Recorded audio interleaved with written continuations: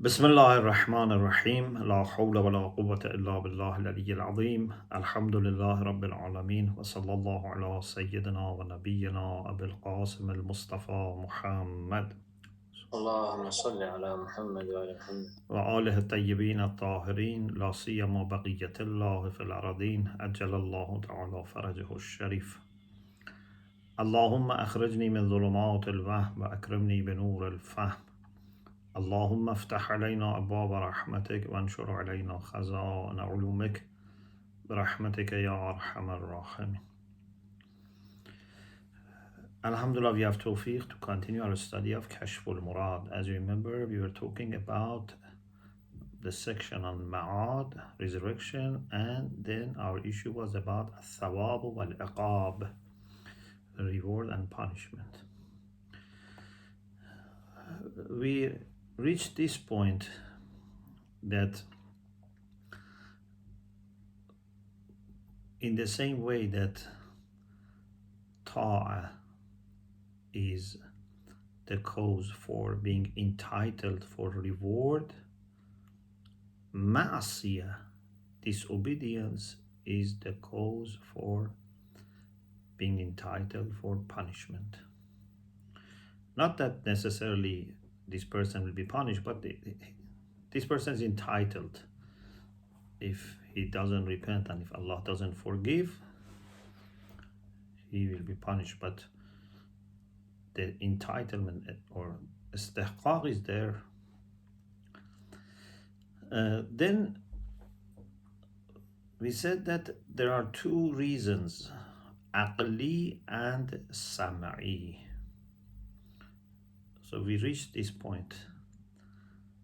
Let me read from the beginning of what Khaja said and Allame, so that we remind ourselves about what we said at the end of the last session. قال وكذا يستحق العقاب والذم.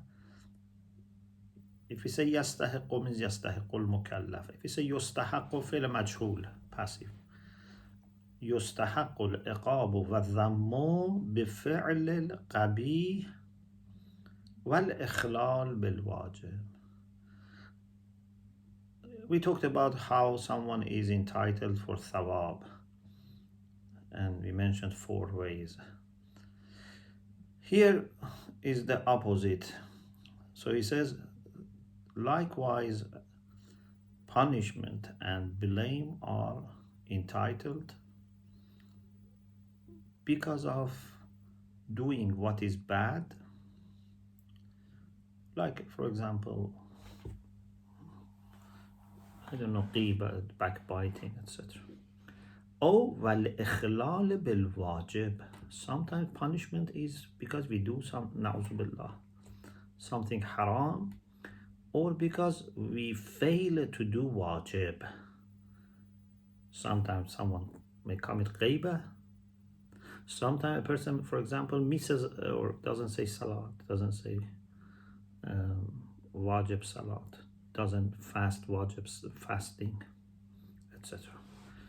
Al-ikhlal bil-wajib. Why there is such a need for iqab or for blame al-dham? لاشتماله على اللطف. Because this involves lutf. You remember we had lots of discussion and references to qa'idah al-lutf, the rule of lutf, divine grace, divine favor. We said كل ما يقرب إلى الطاعة ويبعد عن المعصية ولا حظ له في التمكين ولا يبلغ حد الإلجاء فهو لطف وهو واجب عقلا على الله. Anything that can help, can bring mukallaf nearer to obedience and keep him away from sin, but it's not a condition for power and for tamkin. If this condition, so without which there is no taklif, there is no need to bring this so that there is taklif. But suppose without this there is taklif. لا حظ له في التمكين means tamkin means to give power, to enable. ولا يبلغ حد الإلجاء. Also this lot should not reach the point of forcing people to do good or forcing people not to do bad. Anything that falls under this definition is lot and is wajib. So here they say, if people know, if mukallaf knows that there is thawab on the one hand for those who obey, and there is iqab and blame for people who disobey, this would help them. This would give them more, reason and more, push for being a good person. If I know that ghiba is haram, backbiting is haram, but there is no punishment, then there is a chance that many people may take it easy. Awliyaullah, no, it doesn't make difference for them when there is punishment or no punishment. If something doesn't please Allah, they don't do it. But ordinary people, most of the time, it's either the expectation of reward or fear of punishment that keep them obedient. So this is lutf, and lutf is aqlan wajib. وللسمع. Also we have dalil from the scripture from Quran and Hadith.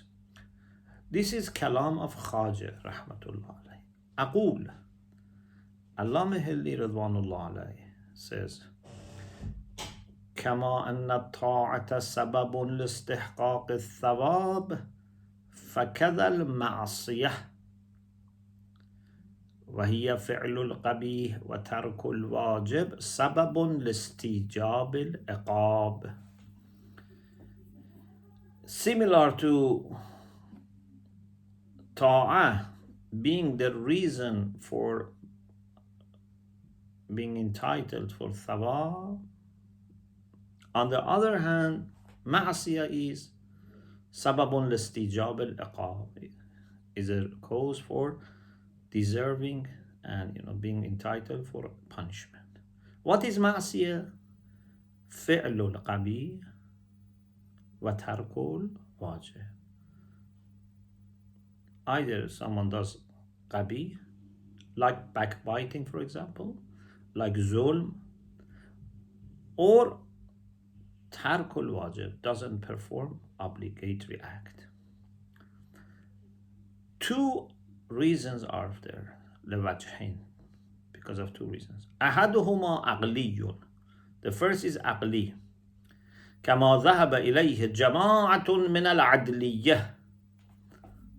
عدلية is a title for Mu'tazilites and Shiites because they share many ideas when it comes to the issue of justice, and they both believe that justice is a principle of their religion, their faith. They believe in husn qubh aqli dhati. So there are many things that they share, although there are differences, but they are called adliyah.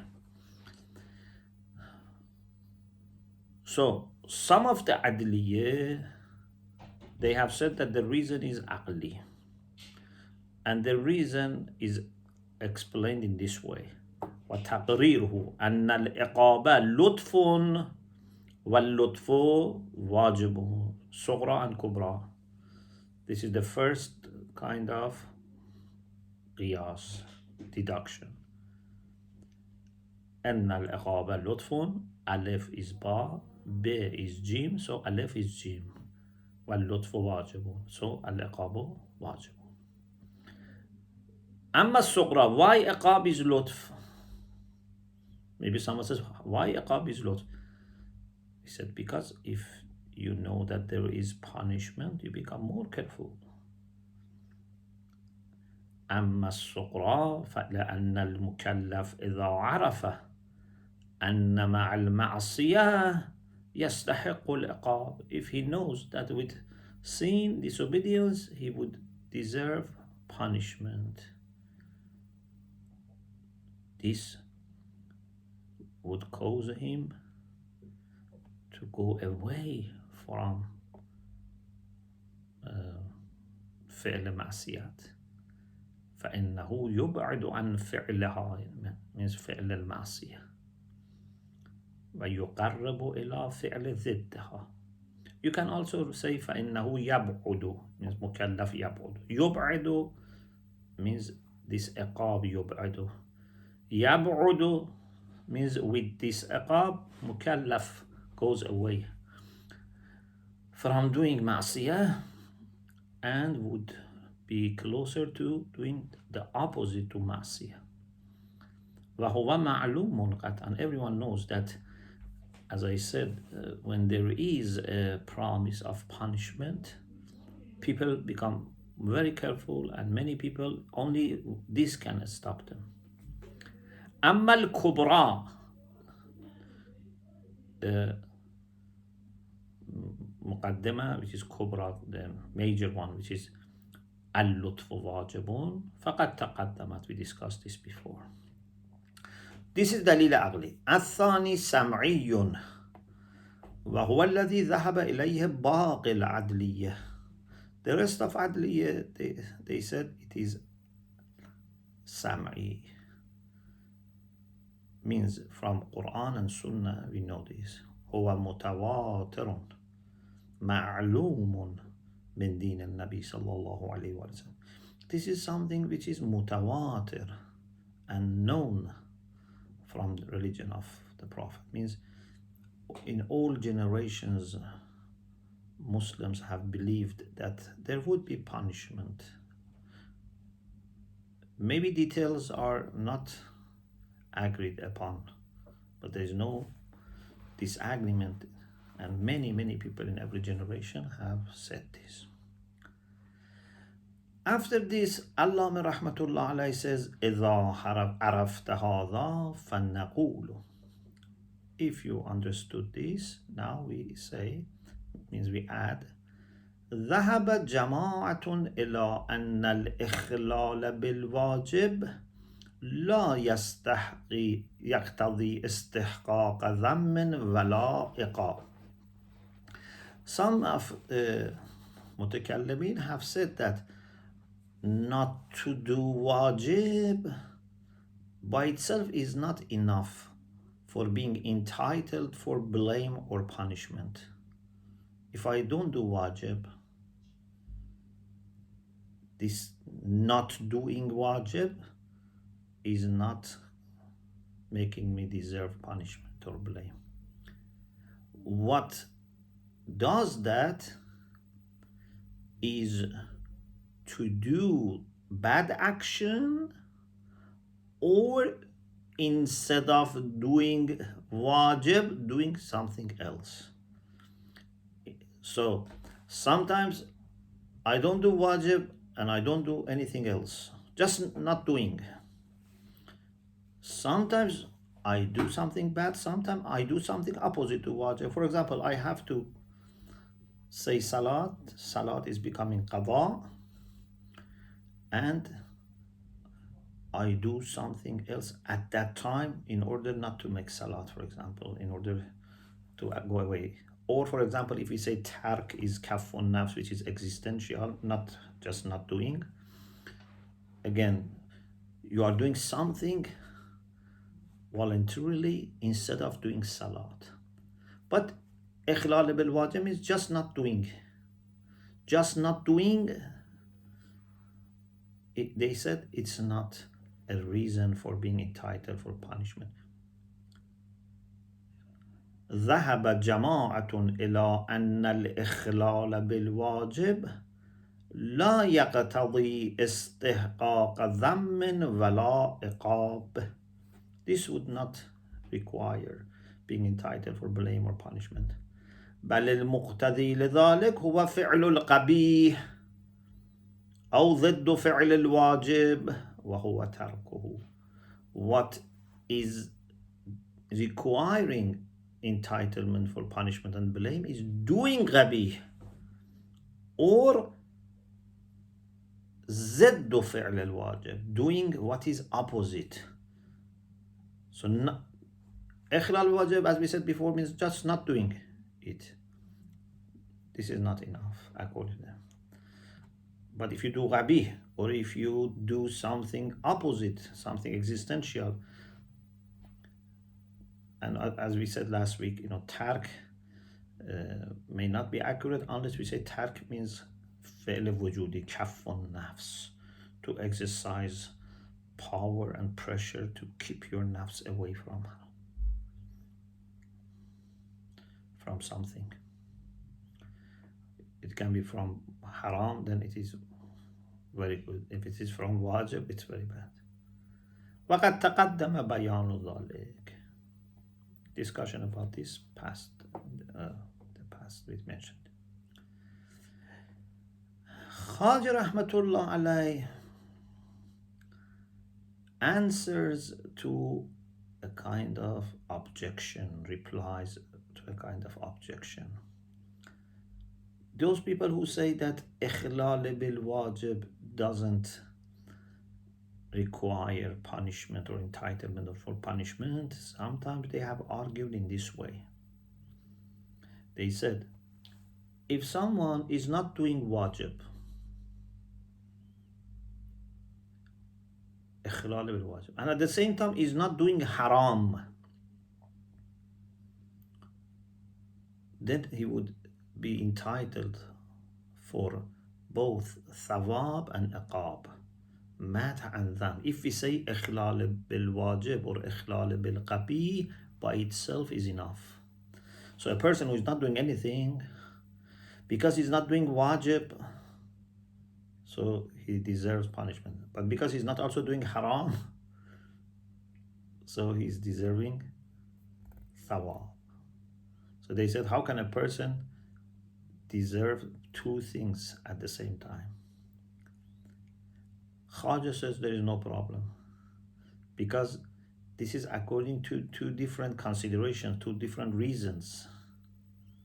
Sometimes a person, even more than this, sometimes a person may do something as wajib and another thing as haram with two different parts of his body. For example, maybe he is listening to haram, but at the same time, for example, he is giving, for example, a wajib charity. He's listening to haram, so he's doing sin with one organ. With his hand, he's giving wajib like khums and zakat. So he's doing two things. It's possible. Because i'tibar is different, consideration, from which perspective, from which aspect we are talking about. قال ولا استبعاد في اجتماع الاستحقاقين باعتبارين. Khaja said there is no istib'ad. It means this shouldn't be considered as something away from truth, and very unlikely that there are two entitlements from two perspectives. From one perspective it cannot be two, but from two different aspects. أقولها Allama says هذا جواب عن حجة من منع من قول الإخلال بالواجب سببا لاستحقاق الذم. This is an answer to the argument of those who say إخلال بالواجب cannot be reason for being entitled for them, because the same person can do إخلال بالواجب and إخلال بالقبيح. So we go to the next page.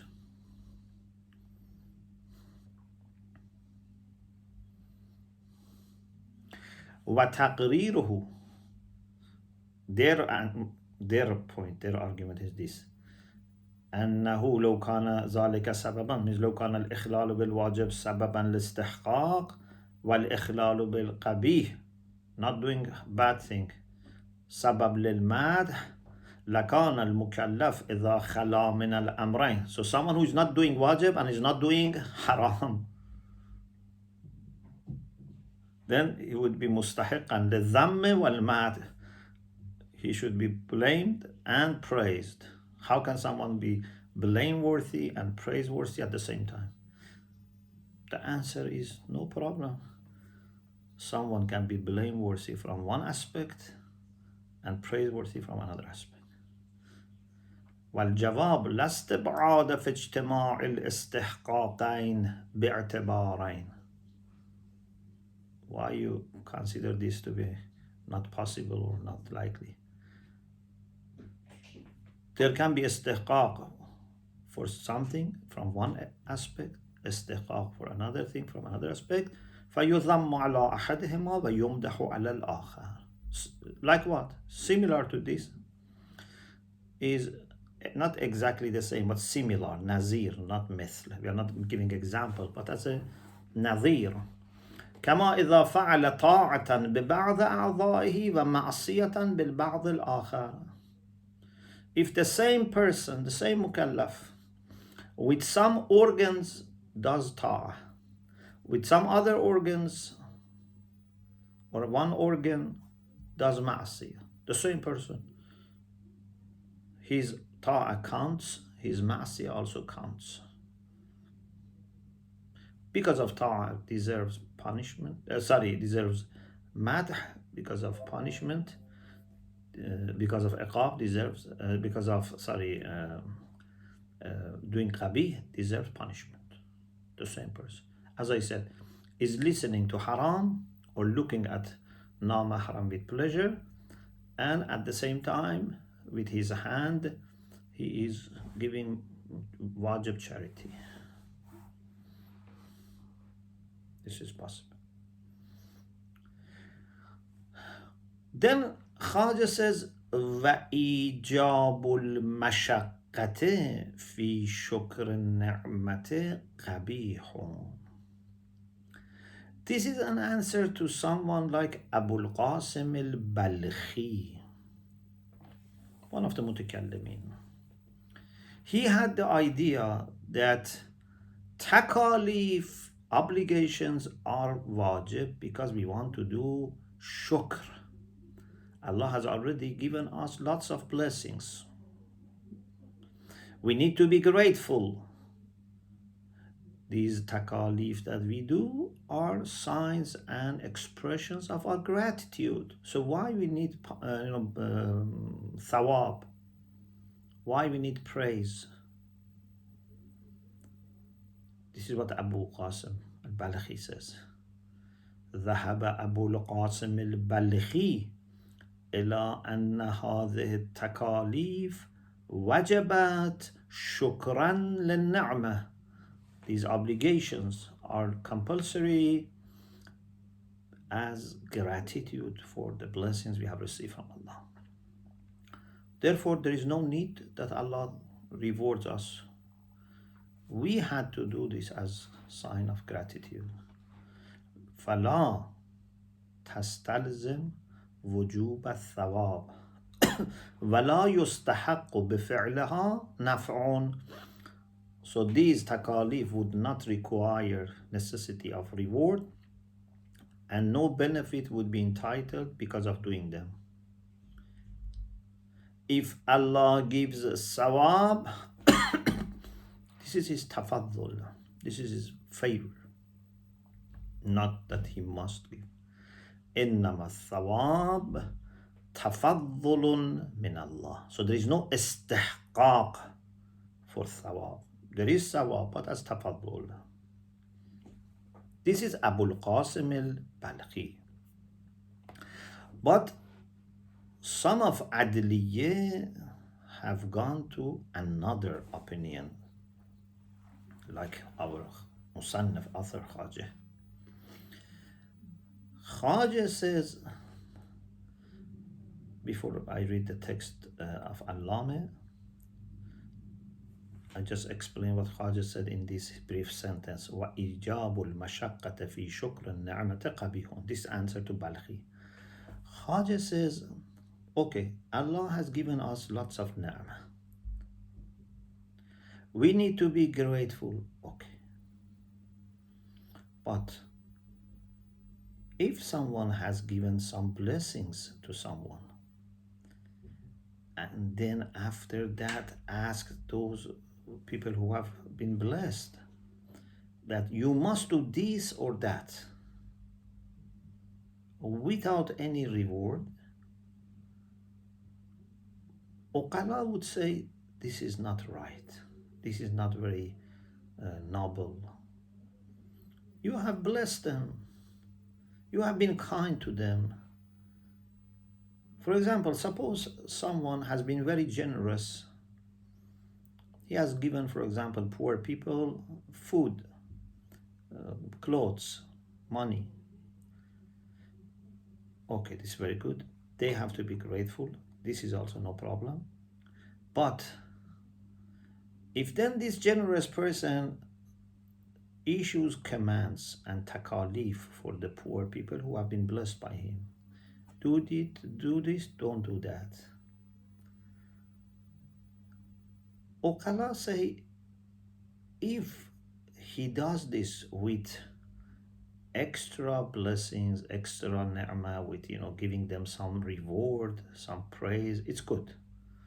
But if he says, no, you must do it because you have to be thankful to me, they say this is not right, because you give these things without condition, without expectation. You give this as gifts. If someone gives gifts, those have to appreciate, but he would not make it a reason for asking them to do different things. Yes, he can say use these gifts properly, but not more than that. So this is the way they have tried to answer. احتج المصنف رحمه الله على إبطاله بأنه يقبح عند العقلاء.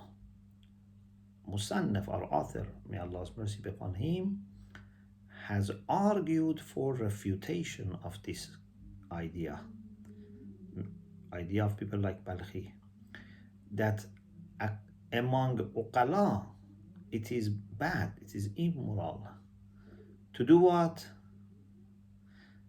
أن ينعم الإنسان على غيره ثم يكلفه ويوجب عليه شكره ومدحته على تلك النعمة من غير إيصال ثواب إليه. That a person blesses another person, someone else or some other people, one or more, blesses them, gives them money, food, etc., then would command and said, you must be grateful to me and you must do these things, or you must avoid these things, without giving any reward for this extra thing. Uqala say, this is qabih, because you did this as a generosity, as a kindness, so you shouldn't expect that then they do something as taklif. وَيَعُدُّونَ ذَلِكَ نَقْصًا فِي الْمُنْعِمِ. They consider this as a kind of imperfection, as a kind of problem in the person who gives the blessings. وَيَنْسَبُونَ إِلَى الرِّيَاءِ. They say, so this person maybe was not really kind and generous, was showing off. Because if he was kind, he should not then ask them to do something for him. وَذَلِكَ قَبِيحٌ لَا يَصْدُرُ مِنَ الْحَكِيمِ. This is something which is bad and would not be issued from Hakim. فَوَجَبَ الْقَوْلِ بِاسْتِحْقَاقِ الثَّوَابِ. So we must say that thawab is necessary. Allah gives, although He has given them lots of ni'mah to begin with, but now that He says do this, even if it is for us, but He is asking us to do this, He would give some reward. Then Khaja says, وَلقضاء العقل به مع الجهل. Also, Aql makes such hukm, such verdict. لقضاء العقل به مع الجهل. When there is no knowledge. What does it mean? Allah says, هذا دليل ثان على إبطال قول البلخي. This is second argument against the opinion of Balkhi. its explanation is this. إن العقلاء بأثرهم, عقلاء, all of them, يجزمون, they are certain that شكر منعم is واجب. يجزمون بوجوب شكر المنعم. وإذا كان وجوب الشكر معلوما به بالعقل مع أن العقل لا يدرك التكاليف الشرعية وجب القول بكونها ليست شكرا. When وجوب الشكر is معلوم by عقل. Okay. So we have to be grateful. But these takalif shar'iyya, are they known with aql? No. We have to learn it from. For example, I have to fast 30 days or 29 days in the month of Ramadan. I have to perform Hajj, for example. If we had not received these things from Sama', from scripture, from Quran and Sunnah, our aql was not understanding that we must do these things. Our aql was understanding that we should do something, some ibadah, for example, but not these particular things. So the necessity of shukr mun'am is understood by aql. But أن العقل لا يدرك التكاليف الشرعية. Aql does not understand religious obligations. Okay?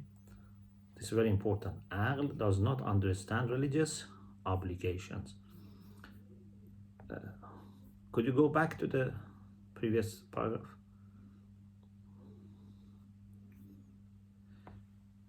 So, it means that these wajibat and takalif shar'iyya are not as a matter of gratitude, because gratitude is aqli, and as much as aql understands, it becomes necessary. ما أن العقل لا يدرك التكاليف الشرعية فجب القول بكونها ليست شكرا. So these takalif shar'iyya are not shukr, they are extra. So وجوب شكر المنعم is aqli, and we have to do something for that. But all these takalif that we learn in Sharia, which are not known to us by aql and through aql, they become additional. You cannot say these are for shukr. Of course, here, maybe someone says that there is no problem that wujub shukr al-mun'am is aqli, but then we can learn from shar' how we should do it. Like, for example, someone has been very kind and generous with us, and we have learned that if we want to be grateful to him, we should do certain things, because we know his akhlaq, we know his preferences, etc. It seems there is no big problem here. Okay, we go to the next paragraph.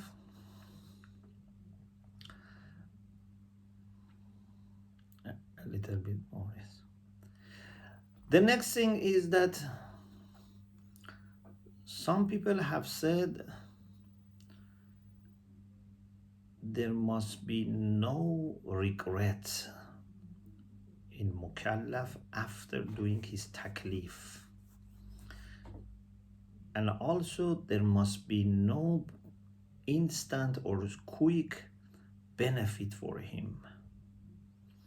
In order to be entitled for thawab, this person should not regret and should not receive any quick benefit. So if he has done this action because of wajhul fi'l, just because, for example, salat is good because of these benefits, charity is good because of these benefits, I do it because of these benefits, not because it is taklif from Allah.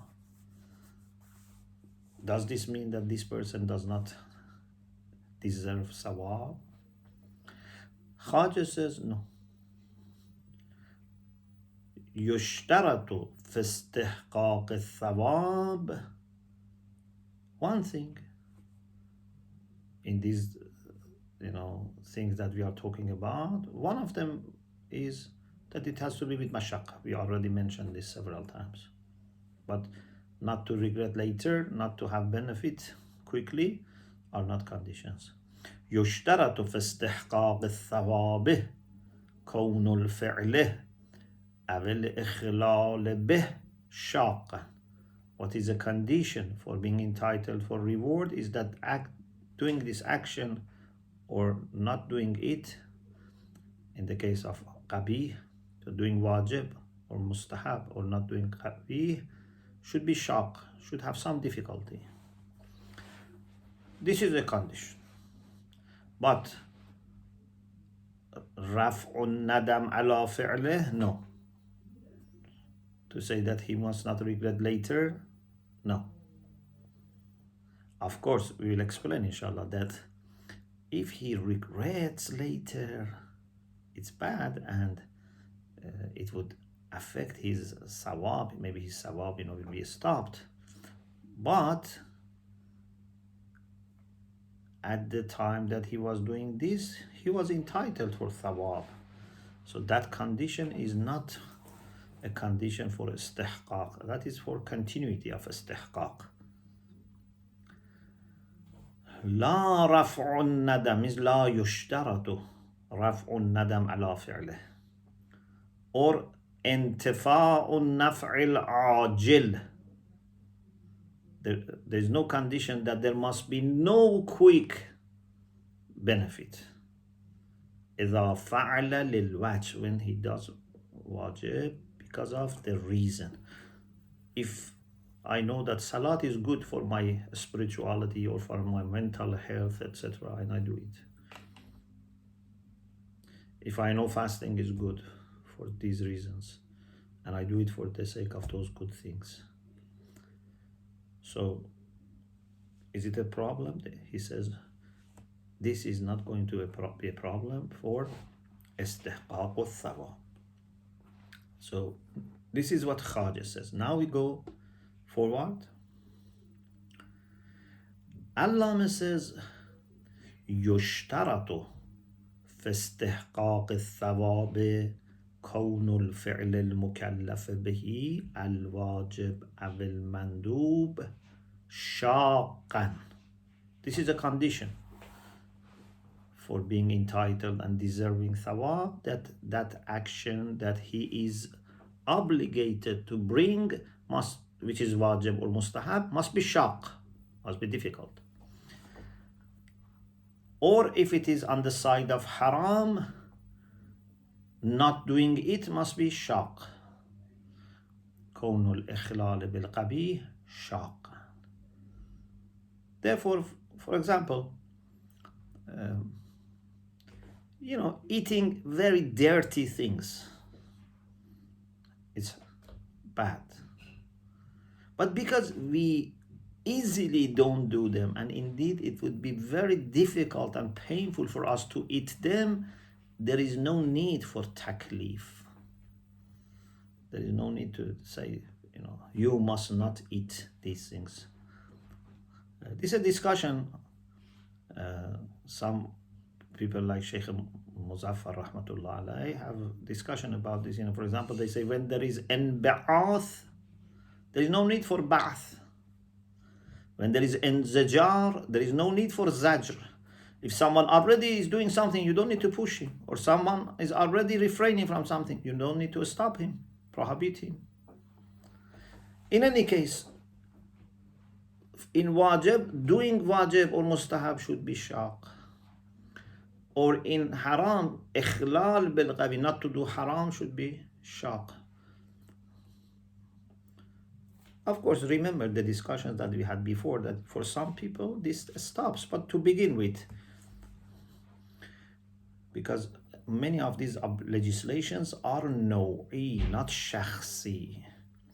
When a law is passed in a generic and generic way, not for each individual. Yes, there are cases that every individual is responsible, but general laws are for everyone. So if 1% of people, these takalif for them are not shocked, it's not a problem. So, what is condition is to be shocked. إذ المقتضي لاستحقاق الثواب هو المشقة, because what is requiring entitlement for thawab is مشقة. فإذا انتفت, if انتفت هي من المشقة, انتفى المقتضي للاستحقاق. But لا يشترط ولا يشترط رفع الندم على فعل الطاعة. But it's not a condition that he must not regret after doing what is act of obedience. فإن الطاعة سبب لاستحقاق الثواب. He has done this ta'ah, and this is the cause for being entitled for reward. And when this ta'ah happened, when this ta'ah came into existence, it was not with regret. Otherwise, he would not have done it. قد وجدت means قد وجدت الطاعة منفكة عن الندم. It came into existence without regret, because if regret was from the beginning, he would not have done it. He decided to do it, later he regrets. If he regrets, it would not damage the initial استحقاق for طاعة. لأنه في حال الفعل يستحيل أن يكون نادما عليه. When he was doing, he was not nadim. It's impossible to be nadim, otherwise he would not have done it. نعم. نفي الندم شرط في بقاء استحقاق الثواب. Not to regret later is the condition for continuity of entitlement for ثواب. وكذا لا يشترط في الثواب أن عدم النفع العاجل. Also, there is no condition that there must be no quick benefit for himself in dunya. إذا أوقعه المكلف لوجه الوجوب أو للوجوب أو لوجه الندب أو للندب. Maybe you do Salih Rahim and you benefit from it quickly. And you say, I do Salih Rahim because of its goodness, its, benefits. Okay, that's not a problem. Of course, remember what I said last week about a discussion among fuqaha. I quoted something for you from Ayatollah Subhani, that most of fuqaha, apart from Ibn Idris, they may not accept Qasdul Wajh as a kind of example of Qasdul Qurba. That's another issue. But suppose we accepted that. If we accepted that it's okay, this benefiting in quick and instant way would not be a problem. لا يشترط في الثواب عدم النفع العاجل إذا أوقعه المكلف لوجه الوجوب أو للوجوب, either because of the reason, the benefit for this wujub, or because it is wajib, or because it is mustahab or benefit that it has. It will not be a problem. Alhamdulillah, the fifth mas'ala finished. Inshallah, in the next session, we start al-mas'alatu thadisa, about some of the attributes and qualities of thawab and iqab. Alhamdulillah Rabbil Alameen. اللهم صل على محمد وعلى محمد. Thank you very much, Sheikh al-Kareem. May Allah bless, inshallah. I would like to just ask a question. Maybe there's not much that can come out of it, but when it comes to making, for example, at one point we said that when we have a rule, it should be general, or it's general. Something like this. So that made me think about the idea that when we're looking at policy or Sharia, sometimes there might be a ruling, for example, in terms of how to manage marriage, or how to manage divorce, or custody of children, or things like this. Mm-hmm. So there are certain rules that the Sharia gives, and these rules can we say something similar, that a rule at the end is not perfect? It's going to have cases where it would be optimal for certain people, that this rule would be applied to them, but other people would be less optimal.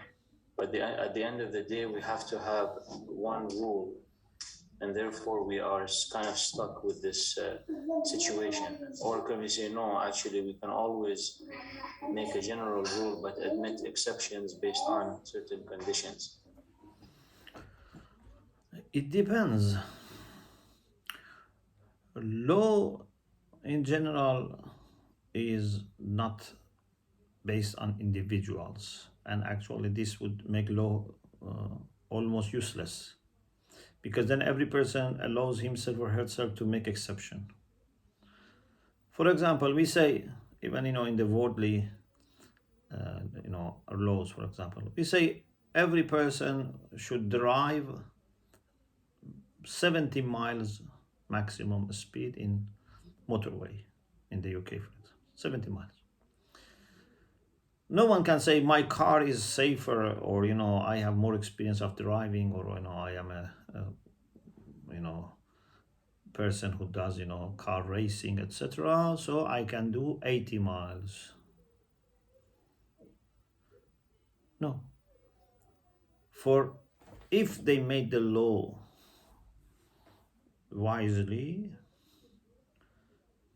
they had to consider something which is manageable for all people, or for the average. Sometimes we consider adhaful ma'mumin, sometimes we consider average people. It depends on the cases, and we make the law, and then everyone has to follow it. They shouldn't allow exceptions unless the law itself has general exceptions. For example, for fasting, we say you fast unless you are traveler, or unless you are marid and you are worried, there is fear that this fasting is going to harm you. These are exceptions, but these exceptions are general. Everyone knows that, and everyone can judge about this issue. It's up to themselves to decide, for example. But anyway, they know that it's general. But I cannot say, for example, I am such a person that for me fasting is not needed. If I pray more, it would have better impact on my spirituality. I cannot say this. Or I say, if I fast more is better. I don't need to make salat. I know that I am an exception. No, we cannot say this. So it very much depends on the situation, but the only way to accept exceptions is if the exceptions are possible to be generalized for everyone in that, and this needs some evidence. It's not by taste of people or preference of people. Thank you so much. That clarifies the point. Thank you. I don't see any other questions right now on the chat. It seems that that brings us to the end of the questions. And just to double check for next week, it still will be the same time, inshallah, as well. Inshallah, yes. Bismillah. I need your du'as, inshallah. Tomorrow I am going to Sweden for a few days, so I need your du'as because there are some complications. So inshallah, please pray. And inshallah, if you are also attending Arabic classes, so tomorrow I would be flying, so we need to cancel tomorrow's class. Inshallah, will Dr. Ferouz announce it? I will inform him, inshallah. Inshallah. I think he probably would like to announce it, so I'll leave it to you. If you like, I can tell him, but probably he wants to. I will, inshallah, send him a message now, inshallah. But just I wanted, if there is anyone here attending them, including you, to be aware. Inshallah, Sheikh. May Allah give you the highest tawfiq in the trip and please pray. All the problems, inshallah. We need your du'as as well. I have to go via another country, so inshallah, I hope everything goes well. التماس في الدعاء. أمان الله. في أمان الله. Recording stopped. التماس. في أمان الله. خدا حافظ. Thank you to everyone.